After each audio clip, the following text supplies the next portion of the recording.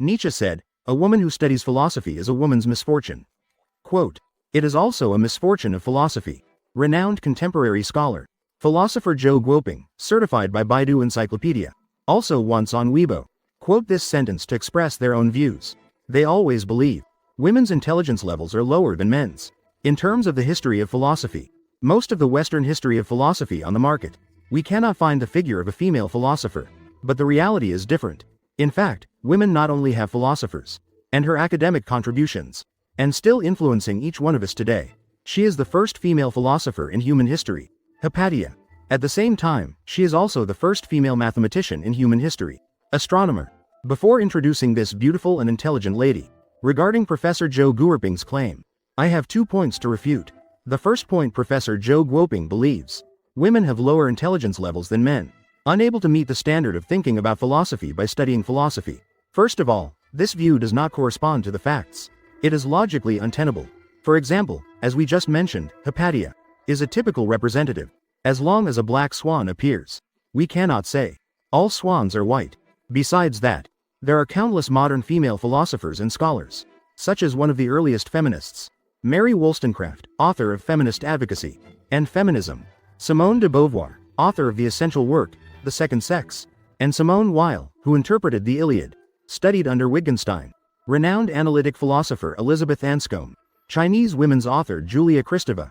Clearly, the mistake of teacher Joe lies in a common logical fallacy. This means replacing facts with concepts. By assuming concepts as truth, one engages in circular reasoning to defend one's own mistaken beliefs. The second point, as stated by teacher Joe Guoping, believes that women are inferior to men in character. Women should not take on any risks. Women should submit to the protection of men in order to maintain an ignorant and happy life. Teacher Joe has expressed that he only opposes the excessive emphasis on female independence. He believes that female traits are more humane and contribute more positively to society. However, this notion is a completely unverifiable subjective belief. It is a one-sided moral instruction. Behind this moral instruction lies typical gender essentialism. They often categorize women as irrational, emotional, and sentimental, maternal, dependent, gentle, and subjective, lacking in abstract thinking ability. As for men, they usually consider men to be rational, independent, aggressive, objective, skilled in abstract analysis and logical reasoning.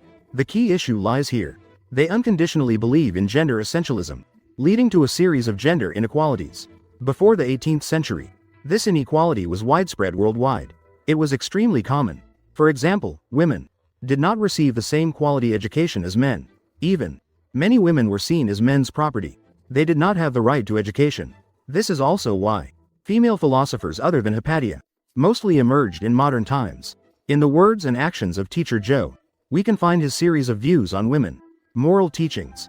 For example, teacher Joe once said, "No matter how successful a woman is, as long as she has not become a good wife and mother, she is not considered good herself." The meaning behind these words is, women should adhere to their essential boundaries. If your freedom of choice goes beyond the boundaries set by gender essentialism, you no longer fit the definition of an outstanding woman, and will not be appreciated or accepted by the opposite sex, especially when you become a powerful woman. After entering into a competitive relationship with men, you will lose the opportunity to be chosen by the opposite sex, thus bidding farewell to intimate relationships between the sexes, and further lead you to be labeled as a leftover woman, even subjecting you to the humiliation of being a leftover woman. And these gender essentialists have already reached a general consensus in public opinion.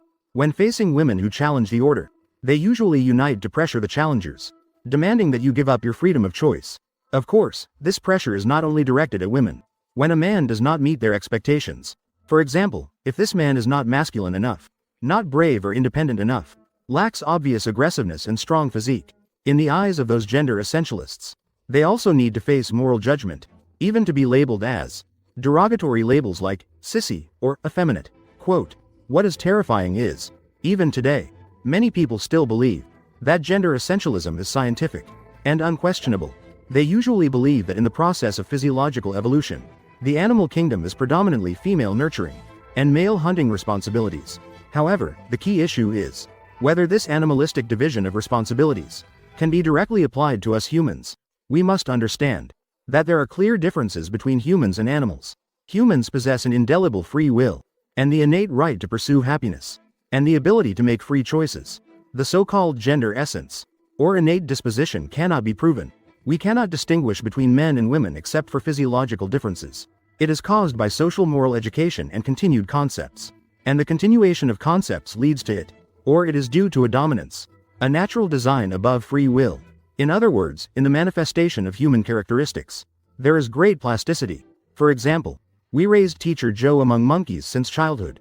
Teacher Joe is very likely to become like Tarzan. We raised Teacher Joe as a girl. Teacher Joe's next lecture, she will wear a pretty little skirt. Secondly, gender essentialists usually assume a certain truth as a premise, as a prerequisite for all their reasoning. That is, the assumption of a just world. Quote, simply put, this assumption considers social rules as natural. Under the rules, any harm is considered the individual's responsibility. They do not want their sense of security to be disrupted by others. And the source of this security lies in the immutability of established rules. Anyone different from me, or anyone with different beliefs from mine, everyone must accept punishment calmly. Anyone who is punished is because of their differences with me.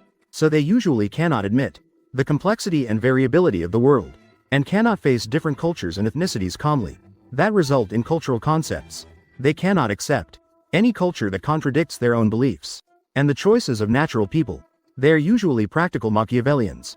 In their view, any request to change the rules, and those who enjoy equal opportunities, are troublemakers. As long as they gain a favorable position in competition, they hope everyone will accept and obey the arrangement. Do not easily challenge the existing order, because the position of safeguarding rights is crucial to them. It is very important to their interests. In my opinion, gender essentialists represented by Joe, moral discipline targeting female essence, no matter how it changes its name and rhetoric, its essence remains a continuation of feudal ethics. It is the carefully packaged male superiority and female inferiority in modern academia. It is the Confucian principles of obedience and virtue dressed in the cloak of wisdom and philosophy. From his words and actions, we can see the sense of control anxiety he exposes. Even the humanistic care and inspirational writings for women are based on the premise of, you obey my rules first, before I care for you. Here, I would like to say to every viewer, that humans possess an indelible free will. You have the natural human rights to pursue your own happiness, regardless of societal moral teachings, and so-called expert opinions, no matter how they pressure you. I hope each and every one of us can bravely be ourselves. At the same time, we must also respect others' freedom of choice. Do not easily defer to authority, even if it is someone with a PhD in philosophy. It does not prevent them from holding extremely barbaric feudal thoughts. Lastly, I would like to say, the purpose of public debate is not to determine a winner or loser against a specific individual, but to clarify the differences between ideas and facts within one's own capabilities, to stop the spread of prejudice and discrimination. Regarding Teacher Joe's historical speech, everyone can investigate on their own, but please refrain from resorting to personal attacks and online violence. What we need to defeat is not a specific individual, but the mountain of prejudice within ourselves. Follow me to understand philosophy in simple terms. Next time, let's learn about this philosopher together. The philosopher Hypatia, who embodies beauty and wisdom. Friends, see you next time.